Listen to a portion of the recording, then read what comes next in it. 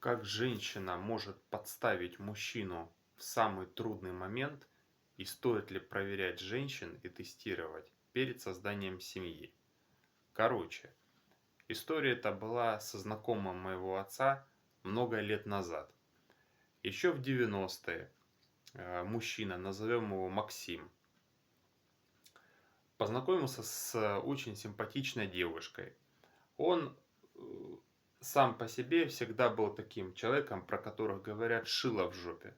То есть постоянно что-то старался предпринимать, делать, создавать.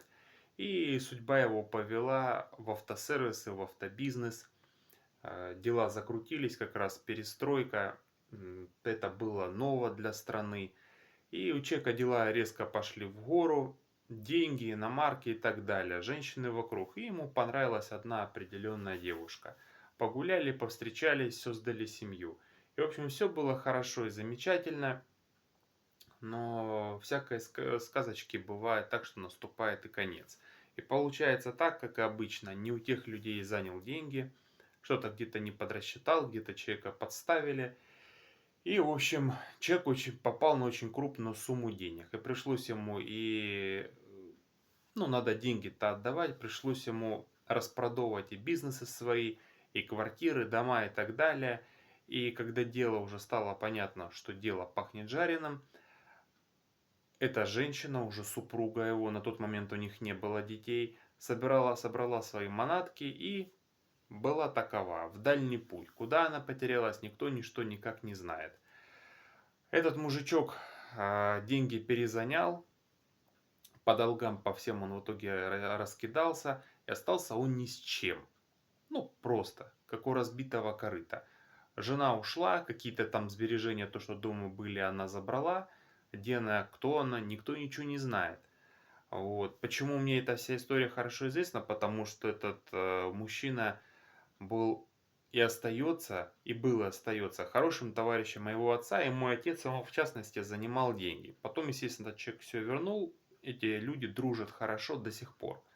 В общем, у человека, естественно, была такая ситуация, он где-то неделю-две побухал, как нередко бывает у мужиков, и начал как бы все создавать с нуля, потому что какие-то знакомые остались, не сидеть же без работы. Вот. И потихоньку начал создавать с нуля. Дела снова начали идти в гору, на те же самые грабли, на которые он наступил, он больше не наступал, начал развиваться он только на свои, без кредитов, без заемных средств там у других людей под невменяемые условия, под невменяемые проценты. И в итоге получается так, что тоже снова там женщины, девушки, и он в какой-то момент понимает, что нужно жить дальше, нужно дальше создавать семью. И уже наученным горьким опытом он понимает, что нельзя создавать семью так же, как он это делал до сих пор. То есть а, женщины и девушки вокруг него вьются только лишь потому, что у него есть бабки. Что придумал он? Почему это видео, собственно, так и называется?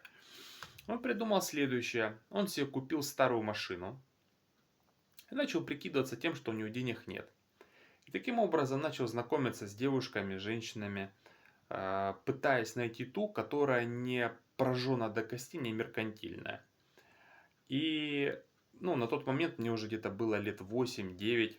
Мы с батей ездили к нему, и я еще тогда недоумевал, что у человека есть несколько своих домов, есть квартиры, иномарки, но при определенных обстоятельствах он этим не пользуется. То есть он шифровался.